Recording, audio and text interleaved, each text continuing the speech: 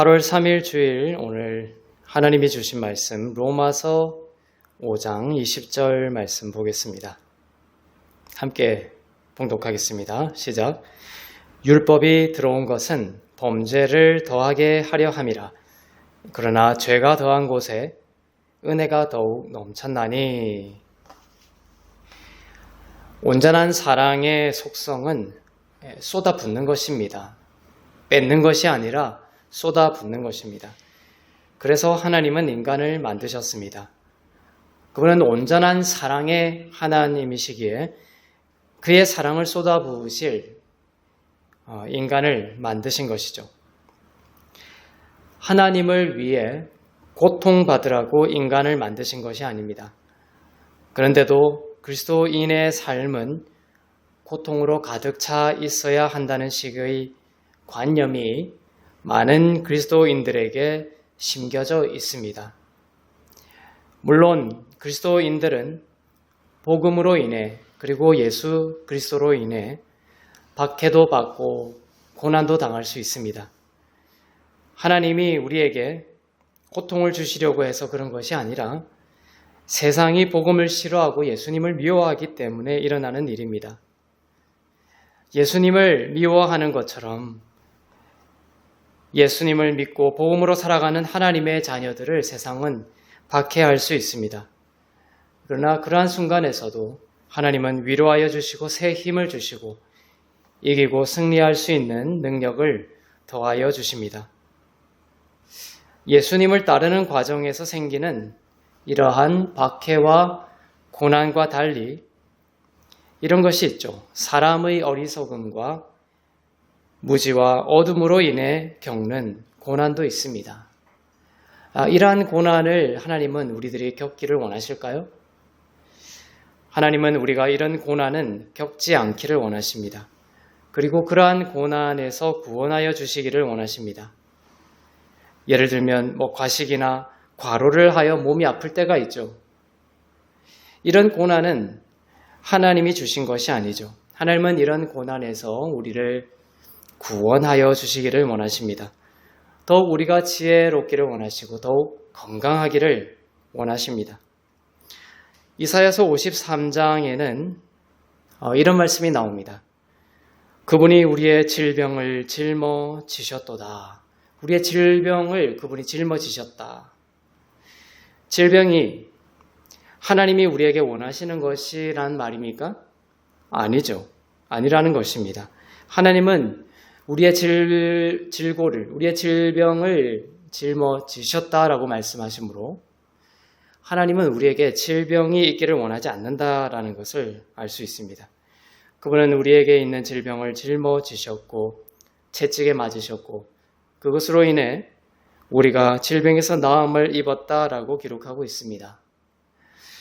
아픈 것이 하나님의 뜻이 아니라는 것을 알기에 우리는 아픈 사람을 위하여 기도하는 것이죠. 성도가 믿음을 지킴으로 인해 고통을 당할 수 있습니다. 그것은 사랑 때문입니다. 고통 당할 필요도 없고 쉽게 피해버리면 되는데도 사랑하기 때문에 그 사랑을 위해 고통을 당할 수 있습니다. 사랑은 본래 희생적인 것이죠. 예수님이 우리를 사랑하지 않으셨다라면 십자가의 고통을 당할 필요도 없으셨겠죠. 인간의 몸을 입고 이 땅에 오실 필요도 없으셨을 것입니다. 하늘 보좌에 앉으셔서 편히 있으면 되셨을 것입니다. 그러나 우리를 사랑하시는 그 크신 사랑으로 인해 그분은 인간의 몸을 입는 고통을 겪고 십자가의 고통을 겪으셨습니다. 사랑으로 인해, 사랑하는 것으로 인해 고통을 당할 수 있다는 것입니다. 그러나 이러한 것 말고 예수님이 우리가 겪는 것을 원하지 않으셔서 어떤 것에서 구원해 주셨습니다. 그러한 영역이 있다면 그것 때문에 우리가 고통받기를 하나님은 원하지 않으십니다. 질병이나 미움 같은 것이 대표적이죠. 겪지 않아도 될 고난의 경우 예수께서 우리에게 고난의 삶을 주시려고 대신 죽으셨다라는 말은 틀린 것입니다. 예수님은 겪지 않아도 될 고난을 주시려는 것이 아니라 무엇을 주시려고 오셨습니까? 생명을 주시려고 오셨습니다. 고난이 올지라도 고난에 무너지거나 좌절하지 않고 승리하게 하실 주님이십니다. 그리고 그 고난을 통해 더욱 성숙하게 되는 것도 합력하여 선을 이루시는 승리의 한 모습일 것입니다. 예수님은 우리에게 고난을 주시려는 것이 목적이 아니라 생명을 주시려고 왔다. 이것을 반드시 기억하십시오. 요한복음 10장 10절을 보겠습니다. 시작. 내가 온 것은 양으로 생명을 얻게 하고 더욱 풍성히 얻게 하려 함이라. 양으로 생명을 얻게 하고 더 풍성히 얻게 하시려고 오셨다. 이렇게 안 돼 있죠. 양으로 하여금 고난을 겪게 하고 더 풍성히 고통을 겪게 하려고 오셨다. 이렇게 기록되어 있지 않습니다. 겪지 않아도 되는 고난과 고통에서 구원을 받은 또 예수님을 만난 한 나병 환자의 이야기를 보겠습니다. 그 전에 구약 성경에 이 나병 환자에 대한 기록이 있는데요. 그 부분을 먼저 보겠습니다. 나병 환자, 한센병이라고도 볼 수가 있겠죠. 이 한센병자에 대한 이야기를 레위기에서 한 장 이상을 할애하여 설명하고 있습니다. 레위기 14장 1절부터 2절을 보겠습니다. 시작. 여호와께서 모세에게 말씀하여 이르시되 나병 환자가 정결하게 되는 날의 규례는 이러하니 곧 그 사람을 제사장에게로 데려갈 것이요. 당시 한센병에 걸리면 가족들로부터 끊어졌습니다. 고립되고 외롭게 썩어가고 죽었습니다. 이 한센병이 나타내는 것은 죄로 인해 죽어가는 인류의 모습을 나타내고 있습니다. 그런데 레위기에 보면 참 아름다운 말씀이 나옵니다.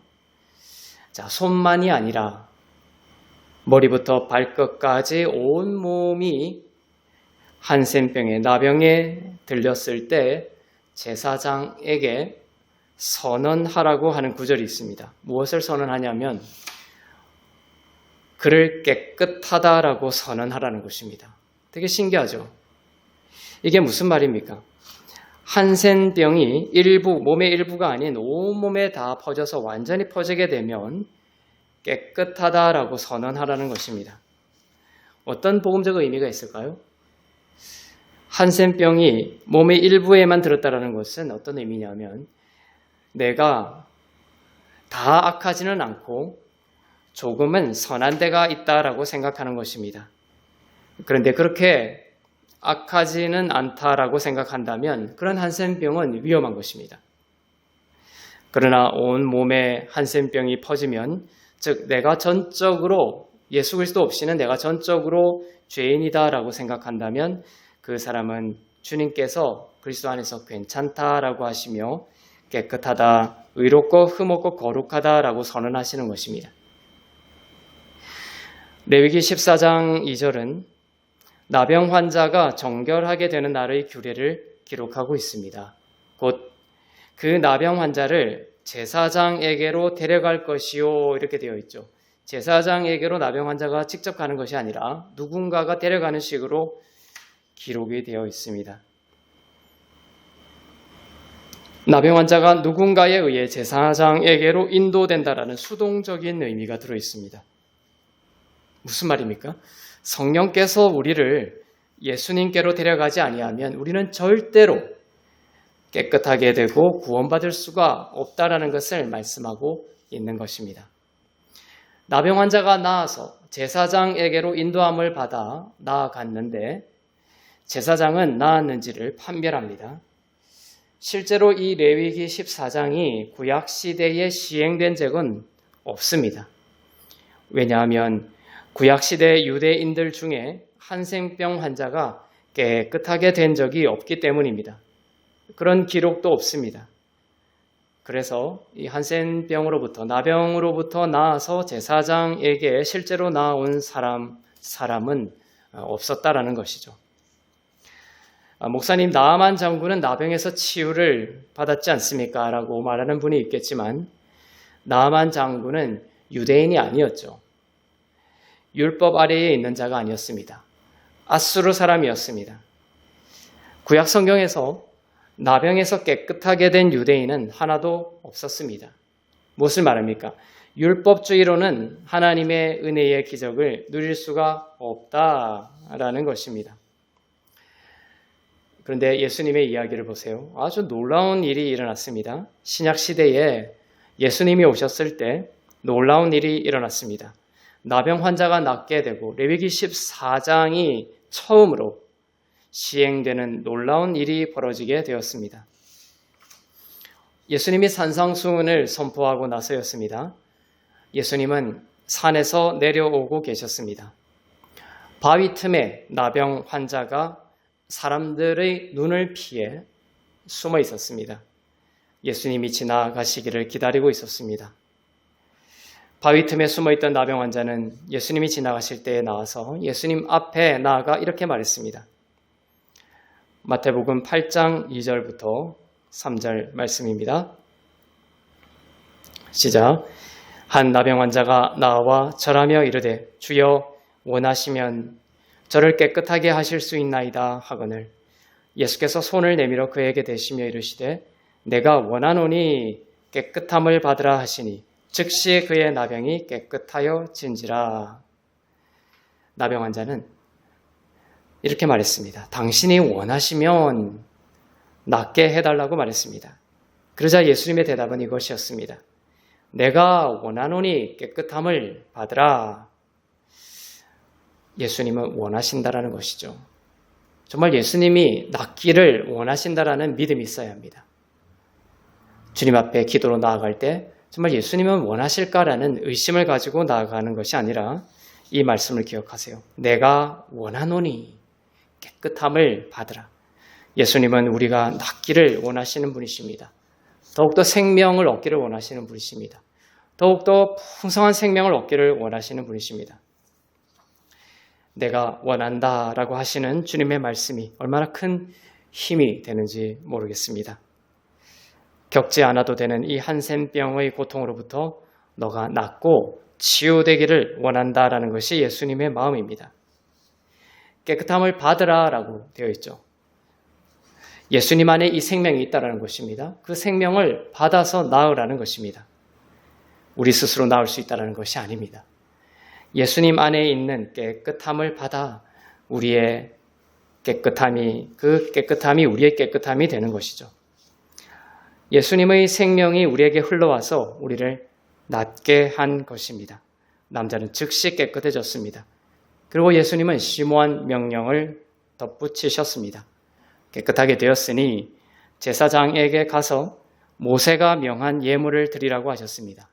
그런데 이 일이 처음으로 일어나게 된 것이죠. 나병 환자가 나와서 제사장에게 가서 예물을 드리라고 하는 이 율법의 내용이 한 번도 시행된 적이 없었는데 바로 이 순간, 이 예수님의 때에 처음으로 이 일이 일어나게 된 것입니다. 이스라엘 역사상 처음으로 그 나병에서 나아 제사장에게 나아가서 정결하게 된 사람이 생긴 것이죠. 제사장은 두 눈이 휘둥그레졌을 것입니다. 그리고 레위기 14장에 나오는 대로 한센병 환자에 대한 모세의 규례를 시행합니다. 이 제사장은 그 절차를 시행해 본 첫 제사장이 된 것입니다. 나병 환자는 새 2마리를 가져왔습니다. 이 나병으로 인해서 가난했기 때문에 흔한 비둘기 2마리를 가져왔습니다. 이 비둘기 2마리는 속건제물이었습니다. 속건제물은 특정한 죄나 잘못으로 인해 하나님 또는 사람들에게 빚진 것을 배상하고 회복하는 데 초점이 맞춰져 있는 제물입니다. 제사장은 그 나병 환자가 가진 2마리의 새 중에 1마리는 죽입니다. 피를 흘립니다. 그리고 그 죽은 새의 피를 물과 섞습니다. 그리고 그 피를 섞은 물에 살아있는 새를 찍은 후에 그 살아있는 새를 놓아줍니다. 이 새가 흘린 피는 속건제물의 피였습니다.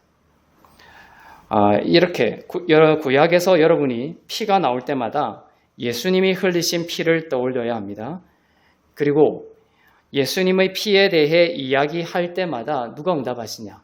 성령께서 응답하십니다. 이렇게 조금 뒤에 나오는데 이 피를, 이 물에 섞은 새의 피를 한센병 환자에게 묻히고 그 피를 묻힌 다음에 어떤 예식이 있냐면 기름을 또한 묻히는 예식이 있습니다. 무엇입니까? 피가 묻은 곳에 기름이 있다는 것이죠. 예수 그리스도의 피가 있는 곳에 성령께서 역사하신다는 것을 말씀하고 있습니다. 예수님의 피에 대해 이야기할 때마다 성령께서 강하게 응답하십니다. 지혜와 능력을 더하시는 성령께서 강하게 응답하십니다. 이 물을 섞은 속건제물의 피를 나병 환자의 오른손 엄지에 발랐습니다. 오른손 엄지. 이 속건제에서 여러분이 또한 복음의 관점에서 기억해야 할 것은 속건제물을 의지하면 여러분이 빼앗긴 것의 5분의 1을 더해 돌려받게 된다는 것입니다. 즉 120%의 보상이 있게 됩니다. 예수님이 여러분을 대신해 속건제물이 되셨기 때문입니다. 누군가에게 사기를 당하거나 누가 여러분에게 죄를 지었을 때에 그 잃어버린 것보다 훨씬 많은 것을 돌려받게 되는 것입니다. 이것이 속건제의 비밀입니다. 이것은 피해자에게뿐만 아니라 죄를 범한 사람에게도 동일하게 적용됩니다. 속건제물 되시는 그 예수님의 보혈을 의지했을 때 그 죄를 범한 자에게도 동일하게 있게 되는 속건제물의 은혜입니다. 왜 이런 일이 일어나냐? 시편 69편 4절입니다. 여기서 내가 이렇게 나오는데 내가가 바로 예수님입니다. 시작. 내가 빼앗지 아니한 것도 물어주게 되었나이다. 이것이 속건제물을 염두에 두고 하나님께서 다윗의 입술을 통하여 기록한 것이에요. 예수님에 대해서 기록한 것입니다. 예수님이 빼앗지 아니한 것도 물어주게 되었다. 예수님은 무엇을 빼앗는 분이 아니시죠. 그렇지만 우리가 우리의 죄로 인하여 누군가의 것을 빼앗았을 때 빼앗긴 자, 또 뺏은 자가 있죠. 그 모두에게 속건제의 은혜가 임하게 하기 위해서 이 구절을 주셨습니다. 내가 빼앗지 아니한 것도 물어주게 되었나이다. 그래, 빼앗긴 자에게도 또 빼앗은 자에게도 은혜가 임하는 것이죠. 120%의 5분의 1을 더한 보상이 임하는 것입니다. 회복이 임하는 것입니다. 언제요? 속건제물 대신 예수님을 의지할 때. 예수님이 나의 속건제물이십니다. 이 문제에 있어서 예수님이 나의 속건제물이 되십니다. 이 믿음과 고백이 있는 자에게 말이죠. 우리의 죄로 인해 우리가 물어주어야 했으나 예수께서 빼앗지 아니한 것도 물어주시는 대속의 은혜가 복음 가운데 임하게 된 것입니다. 이러한 속건제물의 신비를 바울이 은혜의 복음으로 풀어쓴 것이 바로 죄가 더한 곳에 은혜가 더욱 넘친다라는 말씀입니다. 로마서 5장 20절을 보겠습니다. 시작. 율법이 들어온 것은 범죄를 더하게 하려 함이라. 그러나 죄가 더한 곳에 은혜가 더욱 넘쳤나니. 그렇죠? 죄가 더한 곳에라고 할 때에는 자연적인 증가를 뜻하는 플레오나조라는 동사를 씁니다. 그런데 은혜가 더욱 넘쳤다라고 할 때에는 후포페리세우오라는 단어를 쓰는데 측정할 수 없을 정도로 차고 넘친다라는 뜻입니다. 죄가 더한 곳에 멸망이 있는 것이 아니라 도리어 측량할 수 없는 은혜의 넘침이 있다라는 이 말씀의 신비를 여러분이 꼭 깨닫고 적용하는 삶이 되시기를 바랍니다. 예수님이 속건제물로 여러분을 위해 피를 흘리셨기 때문입니다. 여러분의 약한 부분, 그 영역에서 하나님의 넘치는 은혜가 임할 것입니다. 120%의 보상과 회복을 받게 될 것입니다. 120은 온전한 회복을 뜻하는 성경적인 개념이죠. 나병 환자가 드린 속건 제물의 피를 나병 환자의 오른손 엄지에도 바르고 오른손 귓볼에도 바르고 오른손 엄지발가락에도 바릅니다. 손에도 바르고 오른손 또 귀에도 바르고 또 발가락에도 바릅니다. 예수의 피를 의지하는 여러분이 만지고 또 듣고 걷는 모든 것에 있어서 어떤 은혜가 임한다? 속건제의 은혜가 임한다는 뜻입니다. 120%의 보상과 회복이 있을 것입니다. 속건제물이신 예수님으로 인해 내가 만지는 모든 것이 형통할 것이라는 믿음의 고백을 하십시오. 속건제물 되신 그분으로 인해 내가 말하고 듣는 모든 것이 이루어질 것이라는 믿음의 고백을 하십시오. 속건제물 되신 그분으로 인해 내가 걷는 모든 땅이 거룩해지고 축복의 땅이 될 것이라는 믿음의 고백을 하십시오. 그 믿음으로 사시기를 바랍니다. 예수님의 피는 우리의 모든 죄를 용서하시고 정결하게 하시는 피이기 때문입니다. 속건제물의 피를 몸의 각 부분에 바른 것처럼 여러분은 예수의 피로 이미 정결하게 되었으며 또한 늘 정결하게 되어 가고 있다라는 의식과 믿음으로 사시기를 바랍니다. 나는 예수 그리스도 속건제물 대신 예수의 피로 정결하다. 이 믿음. 그리고 어떤 연약함과 죄와 또 허물 가운데 넘어졌을지라도 예수 그리스도의 속건제물의 피로 내가 깨끗하게 씻김을 받았다. 이 믿음의 고백을 할 때 속건제물 대신 예수 그리스도로 인해서 5분의 1을 더한 속건제물의 은혜가 풍성함이 그 생명이 여러분에게 더하여지게 될 것입니다. 요한일서 1장 7절을 보겠습니다. 시작. 그가 빛 가운데 계신 것 같이 우리도 빛 가운데 행하면 구원받았으면 빛 가운데 있는 것입니다. 우리의 힘으로 빛 가운데 있으려고 하는 것이 아니라 그가 빛 가운데 계신 것 같이 우리도 빛 가운데 행하면 이것이 무슨 뜻입니까? 열심히 선한 일을 해라 이런 뜻입니까? 아니에요. 구원받았으면 우리는 빛 가운데 있는 것입니다. 성경은 말합니다. 여러분들은 빛의 자녀라고 말씀하셨어요. 여러분은 빛의 자녀이고 빛 가운데 있는 사람들입니다. 그런데 여기서 우리가 빛 가운데 행하면 이 뜻은 뭐냐면 빛 가운데 있다라는 것이 여러분이 죄를 완벽하게 안 짓는다라는 것을 뜻하는 것이 아닙니다. 빛 가운데 있다라는 것은 예수의 보혈이 현재형으로 계속해서 모든 죄로부터 우리를 씻는다라는 의미입니다. 그런 믿음과 의식으로 사는 것이 빛 가운데 행하는 것입니다. 여기서 행하다라는 것은 걷다라는 헬라어로는 걷다라는 뜻이죠. 빛 가운데 걷는 것을 말합니다. 즉 예수 그리스도의 속건제물의 피로 나의 모든 죄가 정결하게 되었다, 용서받았다라는 믿음과 의식으로 사는 것이 바로 빛 가운데 행한다, 걷는다라는 뜻입니다. 성경은 말씀합니다. 우리가 예수 그리스도의 피로 새롭게 되었다라고 말씀합니다. 여러분은 모든 죄로부터 정결케 되었습니다. 그 믿음을 가지고 사는 거예요. 그것이 빛 가운데 걷는 것입니다. 오늘 여러분은 무엇을 더욱 의식하며 살아가고 있습니까? 지금까지의 죄와 실패입니까? 아니면 우리의 모든 죄와 실패를 정결케 하셨고 지금도 정결케 하고 계시는 예수 그리스도의 보혈입니까? 비록 죄와 실패를 겪었더라도 그렇게 죄가 더했다 하더라도 플레오나조 더했다 하더라도 죄가 더했다 하더라도 오직 예수님의 보혈로 인해 나의 죄와 실패와 허물이 정결케 되었다라는 것을 그래요. 이 속건제의 은혜가 더욱 나의 삶에 후퍼페리세우 측정하지 못할 정도로 차고 넘친다라는 이 믿음으로 사는 것입니다. 이 진리를 의식하며 사는 것입니다. 그러한 믿음과 그러한 생각과 마음으로 사는 자에게는 바로 죄가 더한 그 부분에, 그 연약한 부분에 하나님의 더욱 넘치는 측량할 수 없는 은혜가 있게 될 것입니다.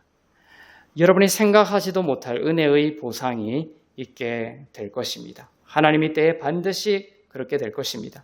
그러니 죄를 지었다, 연약하여 넘어졌다, 그러한 이유로 좌절하기보다는, 또한 많은 실패로 인해 이제 소망이 없다 이렇게 낙심하기보다는 속건제물의 은혜를 소망하는 삶을 사세요. 그 영역에 더 많은 하나님의 은혜가 넘치게 될 것을 믿으시기를 바랍니다. 포기하지 마시고요. 대표적인 게 바로 다윗의 경우였죠. 다윗만큼 죄를 많이 지은 사람이 있을까요? 또 그는 살인자였고 간음자였습니다. 그는 밧세바의 남편을 죽이고 밧세바를 아내로 취하였습니다. 하나님의 뜻이 아니었죠. 죄가 더한 곳이었죠. 다윗에게 그것은 죄가 더한 부분이었습니다. 그러나 오늘 로마서에서 바울이 한 말씀처럼 어떻게 되죠? 그 죄가 더한 그 영역에 있어서 속건제물을 의지했을 때 다윗이 어떻게 됐습니까? 넘치는 하나님의 은혜가 그 영역에 있게 됐죠. 다윗은 정말 내가 그렇게 넘어지고 잘못한 것이 정말 잘한 것이다 이렇게 한 것이 아니라 주님 앞에 가져갔습니다. 그리고 이제 그 부분에 있어서 예수께서 나의 속건제가 되셨다라는 그러한 믿음의 고백으로 나아갔습니다. 다윗은 자신의 노력으로가 아니라 하나님의 은혜를 의지하였고, 그렇게 했을 때 하나님은 어떻게 했습니까? 다윗과 그 밧세바, 우리의 생각 같으면 어때요? 다윗과 그 밧세바 사이의 결혼 관계는 완전히 파괴하고 마는 것이 정당하다고 생각하지 않겠습니까? 무효화되어야 된다고 생각하지 않겠습니까? 그러나 다윗은 그 연약함을 하나님께 가져갔어요.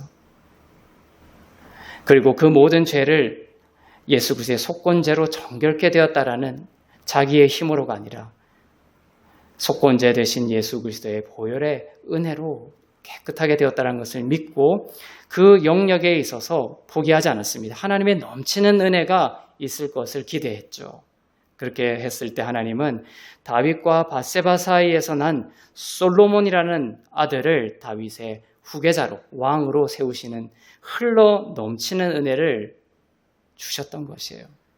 그것이 예수님의 계보가 되지 않습니까? 얼마나 놀라운 은혜가 있습니까? 우리의 생각과 사고를, 지각을 뛰어넘는 하나님의 이 신비입니다. 은혜가 더욱 넘치도록 죄를 더 지으라는 말이 결코 아닙니다. 하나님은 그것을 미워하십니다. 그러나 이미 넘어진 영역, 그 영역이 있다면 좌절하지 마세요. 좌절하지 말고 그 이미 넘어진 영역과 허물과 죄의 영역을 주님께 가져가서 속건제물 대신 예수님의 은혜를 바라보세요. 새로운 소망이 있다는 것입니다. 하나님은 그 영역에 있어서 여러분을 다시금 새롭게 하실 거라는 거예요.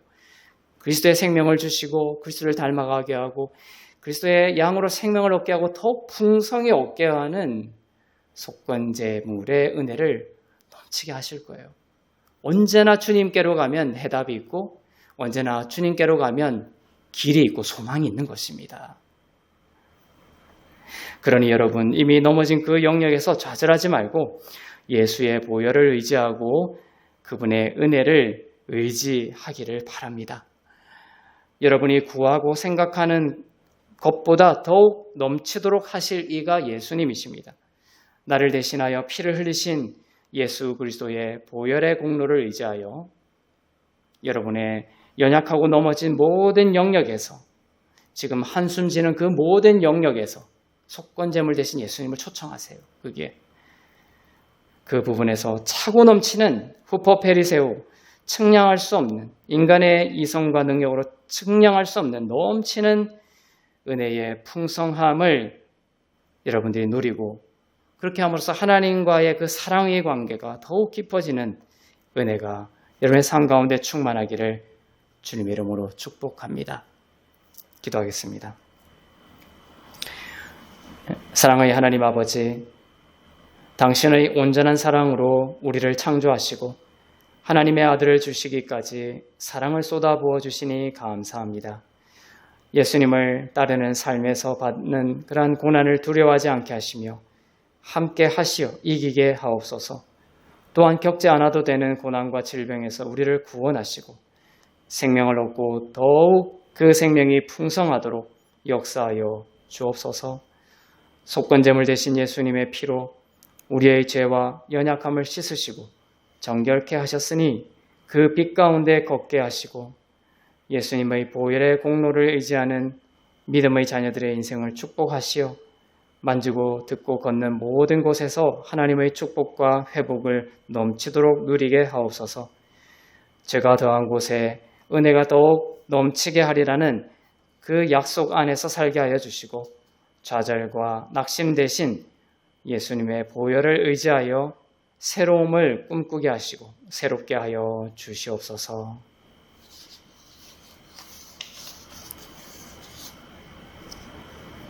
감사드리며 이제는 우리 주 예수 그리스도의 은혜와 하나님 아버지의 사랑과 성령님의 위로교통 새롭게 하심의 역사가 예수님의 보혈을 의지하는 믿음으로 죄가 더한 삶의 영역에서 더욱 차고 넘치는 하나님의 은혜를 누리기를 소망하는 주 안에서 의롭고 흠없고 거룩한 교회 위에 선교사님들 위에 북녘 땅과 민족들 위에 이제부터 영원토록 충만하시기를 간절히 축원하옵나이다. 아멘. 한 주간도 속건제물 되신 예수님의 은혜로 넘치는 주의 생명으로 넘치는 한 주가 되시기를 주의 이름으로 축복합니다. 모든 영광과 권세를 주님께 올려드리겠습니다.